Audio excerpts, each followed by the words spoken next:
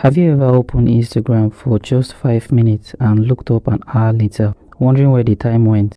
Your phone has a completely free built-in feature that stops that from ever happening again. You can set a daily time limit on any apps, and when your time is up, Android locks the app automatically for the rest of the day.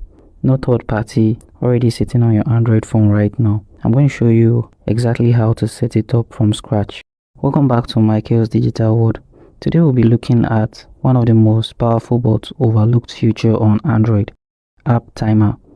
If you've ever told yourself you only spend 10 minutes on TikTok or YouTube and ended up scrolling for an hour, App Timers are going to change everything for you. On your Android phone, you want to open Settings. In the Search Settings section here, you can search for App Timer, or you can scroll in this section here till you find Digital Wellbeing and Parental Control. They may sometimes be together. Now tap on Digital Wellbeing, and under Digital Wellbeing you want to scroll till you find App Timer. Now tap on this, and this is where the magic happens. To set an app timer for any application, for example, if I wanted to limit an app audio editor, I can tap on the sound time icon on the application, and this will open for me to set the timer. You can also set a timer when you tap on the app. You see App Timer. Tap on this and you'll be able to set your timer. You want to set how long you want to use the app every single day here. Now let's say I set 5 minutes and then tap on OK. This is what happens when using that app for 5 minutes. When you go back to the app timer, you see it to be added to the with timers.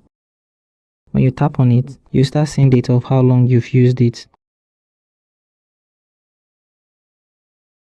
You get notified a minute to timeout and the app becomes grayed.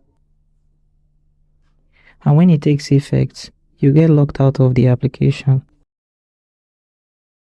And you don't have access to using the application again for the day, even when you try to open the application.